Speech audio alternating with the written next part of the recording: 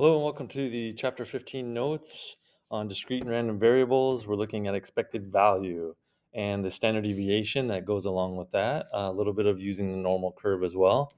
Adding and subtracting variances is part of this as well. Okay, so first we'll start off with discrete versus continuous. Hopefully, you know discrete is things like chairs and people and pencils. You normally can't take a half of one or a quarter of one. It's usually just a count. It's usually described in stats as a success or a failure. A lot of times, it could be a binomial situation, right, where it's um, how many successes or how many failures you have flipping a coin, how many heads and tails or whatever, where it's binomial, but it doesn't have to be just that. Continuous is more when we think of the normal curve, when we have weights and heights and speed and things like that. And yeah, it's continuous. We usually kind of model those using a normal curve, because you can have any kind of number in between, the integers. You can have decimals and fractions and stuff.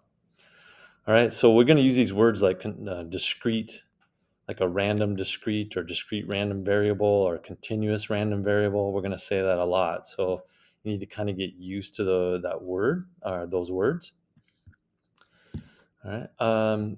But the main point of this one to start off with is expected value. It's kind of the center that you're looking at. We do this a lot with probability, of course, but it becomes important. We're always looking. We can do it with simulation. You can do all kinds of things to get expected value.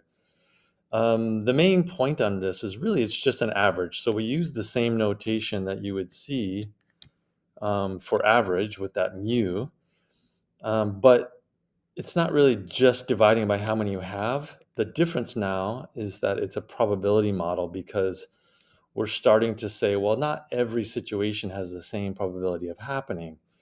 You know, if I have options of what I'm going to watch on TV or what I'm going to watch, period, or maybe read a book or whatever, it's not equal chances of each. Like maybe there's a 10% chance I'm going to read a book, or 30% chance I'm going to watch TV, blah blah blah. So it's not just an average result. And we'll get to an example which will make more sense. So you're taking your value and you're multiplying by its probability of happening, which I think of it as a weighted average. So if you know what a weighted average is, then this becomes really easy for you. So you're just weighting the average. One weighs more than another. Okay, we'll look at an example. And then for standard deviation, the it's kind of the same thing as regular standard deviation, but again, instead of dividing by how many you have, like normally we would divide this by some n or n minus 1 or something, now we're going to multiply by its probability of happening. So we're doing the same thing like we normally do with standard deviation and variance, and we take the residual or the difference from the mean for that value. We square it to make negatives into positives, and that also gives us kind of an area. It's like a variance is really kind of defined as an area then, right? And then we're multiplying by the probability of that particular value happening to give it that weighted average kind of idea. But this is standard deviation, so we'll say a weighted variance. Okay, and then if you want your standard deviation, of course, you can divide by or take the square root of your variance and get standard deviation.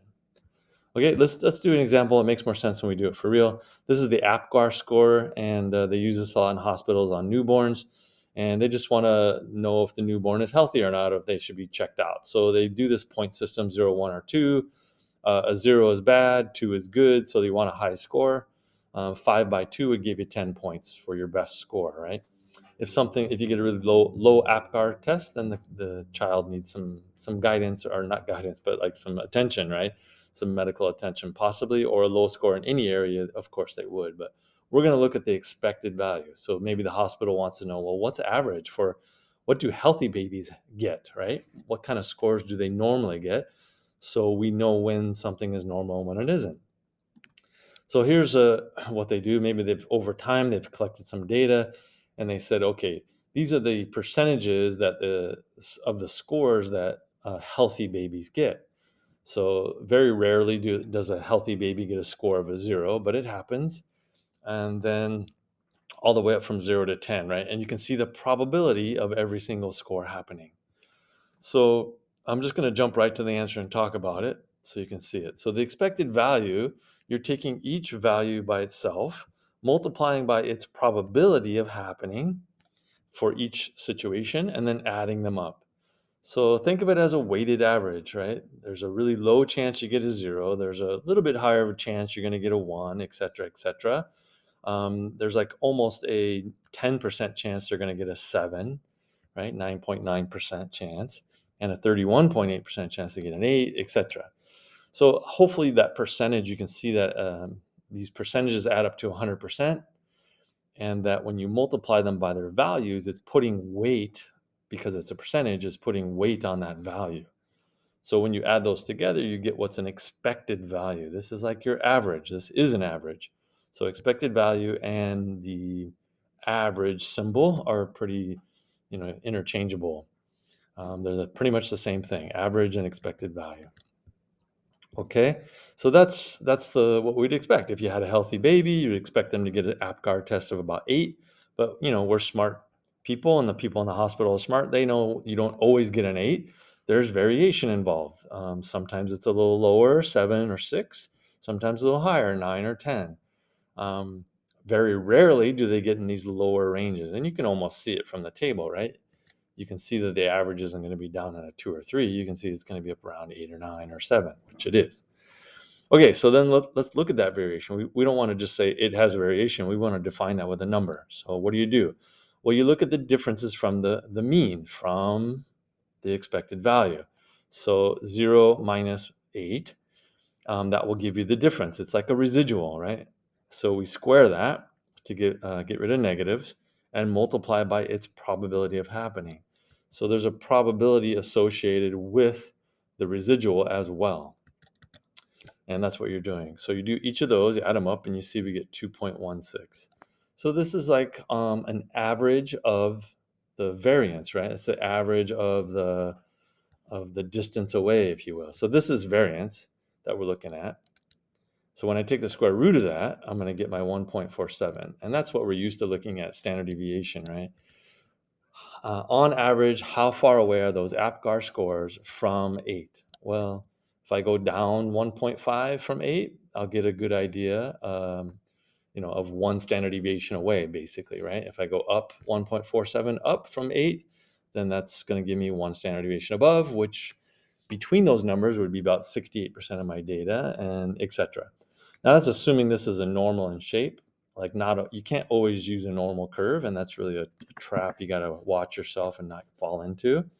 But if this was normal in shape, then you can start using these numbers, the mean and the standard deviation, to work on a normal model and use that. Okay, let's move on. Next up is adding data sets together, which is a very realistic situation. Imagine, you're working at UPS and you got boxes and stuff, or maybe you're at Amazon and you're packing boxes and sending those goods out to people. Well, not only do you have the weight of the goods, but you're going to have the weight of the packing material and the box together, right?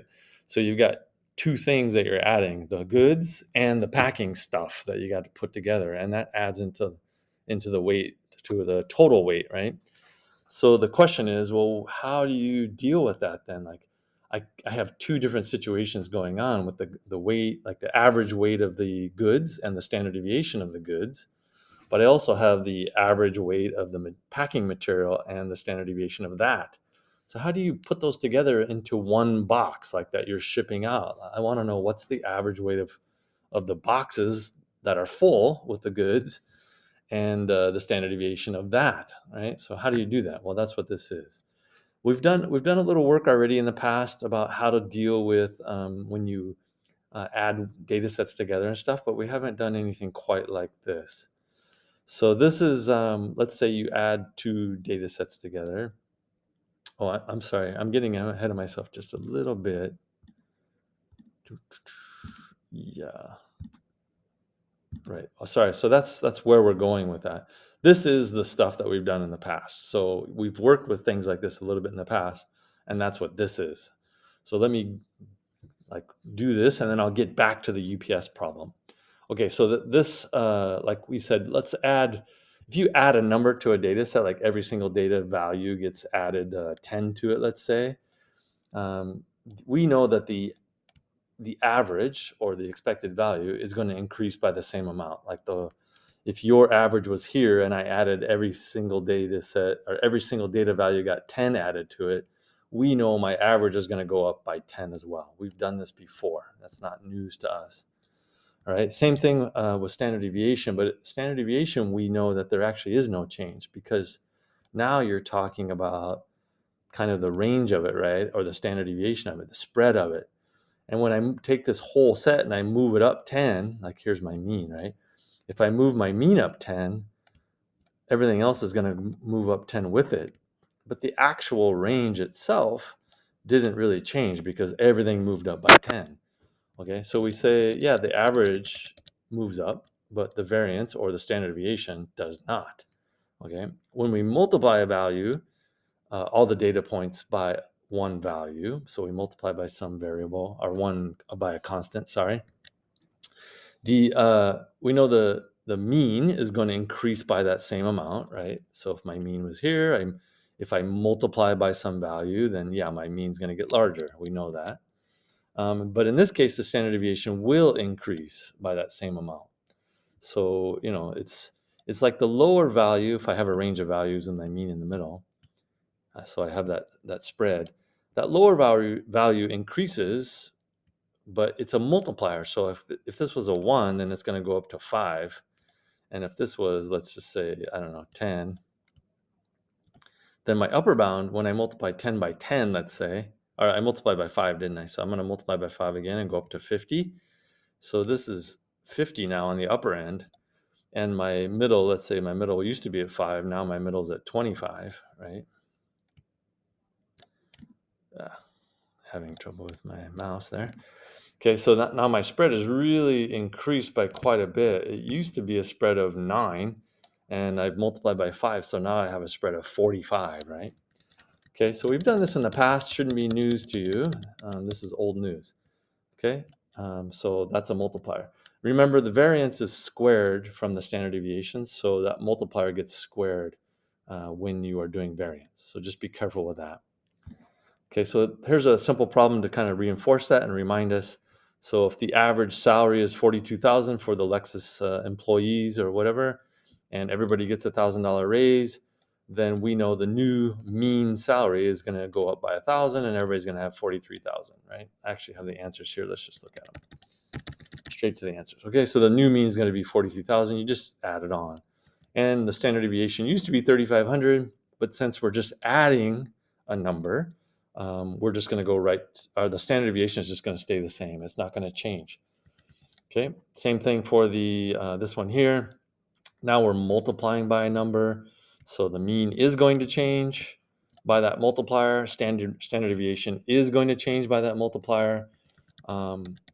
Instead of, in this case, the standard deviation did not change because we were adding, but this time we're multiplying, so it does change. If you want variance, then you got to use the 1.03 squared, right? You got to multiply by 1.03 again in order to get to variance. Okay, much bigger number. I think this is missing a decimal or something. I don't think this is a good number, so I would not put faith in that number right there. I don't know why that's there. Okay, so moving on, we wanted to get to the whole idea of adding and subtracting variances. So that's where we're at. So that was kind of a quick review, and now back to the UPS problem. You got goods and you got a boxes and packing material, and you're trying to put those together. So what happens to the expected value? Well, just like before, when you add things together, your averages are just going to add. So that's what you do with your expected value. You have the mean of your goods. You've got the mean of your packing material, goods and packing material. And when you add those things together to make a box, you're just going to add the weights. It should make sense. If the weight of the goods is 10 pounds and the weight of the box is 2 pounds, then the box now weighs 12 pounds, right? You're just adding them together. Now, what about variance? Okay, same kind of idea, but it's a little weird. This we've never looked at before, and this is really a big maybe topic that you need to spend time on to make sure you understand, because it's new and it's important. Okay, so now when we do our variance, we are going to, it's not just a multiplier anymore, right? That's not what we're doing. We're adding two whole new groups together. So this is a brand new thing. All right, when you add two known groups, you got to think about this.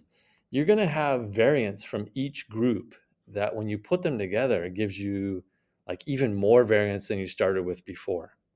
So the rule is you add variances. You add your variances. You take the variance from one group, like the variance in the goods that you had, and you add it to the variance of the other goods that you are the packing material. So the other variance you had. And so you just get a total variance, right? So you add your variances, and that will give you total variance. And this is the reason why I think that we use the word variance a lot instead of using just standard deviation all the time. Because when you get to these higher situations and you start adding groups together and things, you are talking about the variance. You're not talking about standard deviations. You can't add standard deviations, but you can add variances. Very important difference.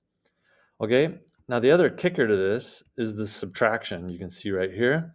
This is adding and subtracting. So whether you add or subtract your groups together, you will still always add your variances. Sorry, yeah, for variances. Now that's not true for your sender. If I subtract the weight of two groups, right, I'm subtracting, then my mean is actually going to subtract as well. But it's weird down here, your variances will always add, whether you're subtracting or not. So let me see if I can give you an example. I don't know, it's not maybe a very good one, I'll try. So like let's just say you had a thing of Skittles, and like a big vat or a big bowl of Skittles or M&Ms or something, right? And it has its own weight and it has its own standard deviation. It has its own variance. Like you have to think about like I filled up a big bowl, right, with Skittles. Well, when I filled it up, it could have a little slightly different average, but it also could have variance to that, right? So there's variation in the amount that was in that bowl to begin with, just from filling it up, right? Okay, so then I do that. I fill up the bowl. That's one thing, right? I fill up a bowl. Well, it's got its own variance. Then I take a big handful out of it and I remove some Skittles from it. So the handful that I had, I could have taken a small handful, a big handful, or whatever. So there's variation there as well. So you have this variation of the amount you put in, but then you also have variation in the amount you took away. So overall, that actually adds to all the variety and all the variance, all the different weights I could have in that bowl left over. Like I could have had a full bowl when I first filled it up, and then someone could have taken out a really small handful, and that would have left me with a bowl that's really heavy. But I could have filled up the bowl really small, so it has a low weight to begin with, and then I take out a really big handful, and that gives you a bowl that's really, really light. But it could have any combination in between as well. So that's a lot of variation going on. You got two different variations. So that's kind of maybe like logically, like why you always add variances.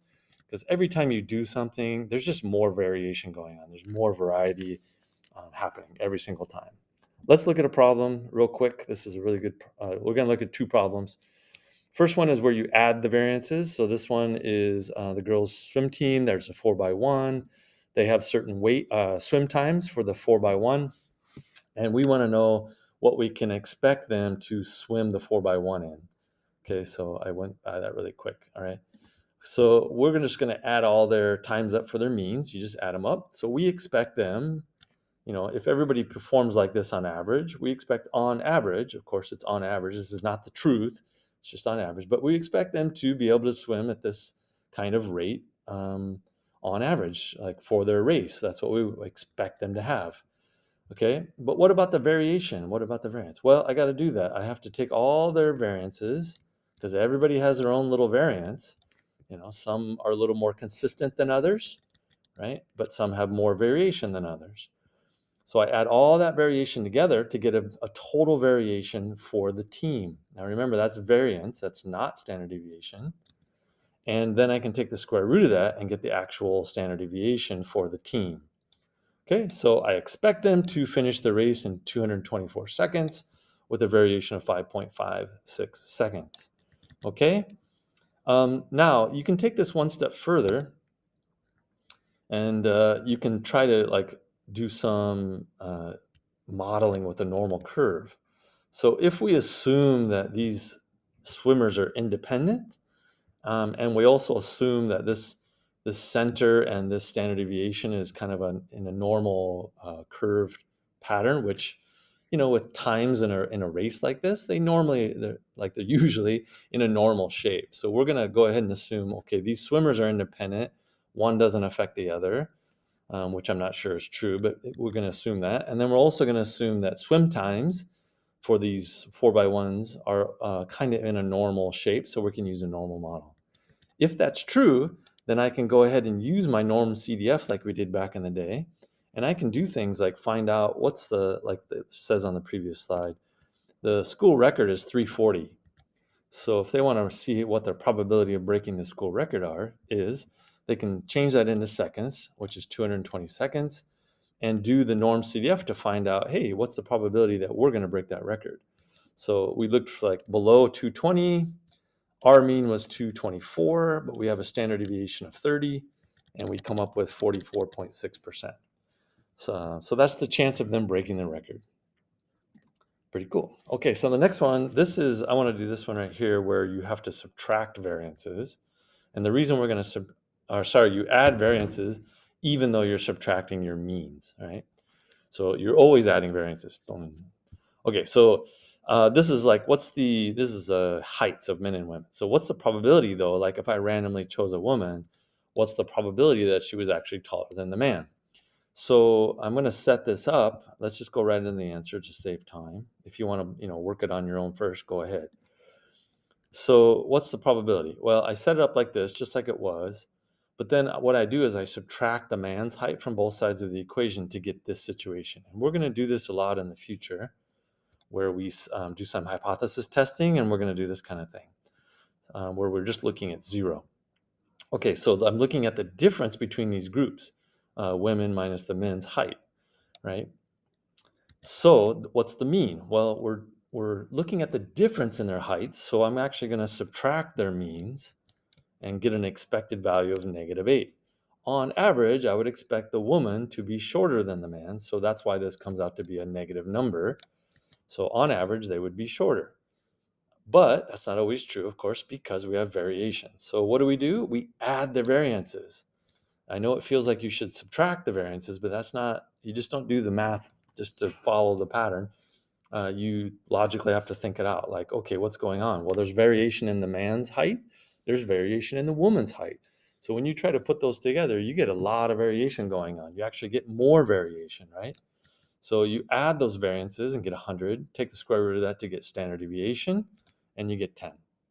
So now we know the average is a -8, but since the standard deviation is fairly large, 10, that means that sometimes you are going to get a woman that's taller than a man, which, obviously makes sense. That's going to definitely happen. Well, how much? Well, again, if we say that the woman's height and the man's height are independent, which they are, excuse me, and we can assume that heights are normal in shape, which they are, we can go ahead and use this normal curve. We can use the normal CDF for this. So we go ahead and do the same thing. What's the probability of the woman being taller than the man? Well, that's the probability that that difference is bigger than zero. So I go ahead and say, well, what's the probability that I get something that's bigger than zero with my average of -8 and my standard deviation of 10? And you'll get 21.2%. Okay, so that's kind of an example of subtracting means, but you're still adding variances. Okay, I think that's all I'm going to talk about today. Just be careful with all these little things like always. All right, gotta stop my video.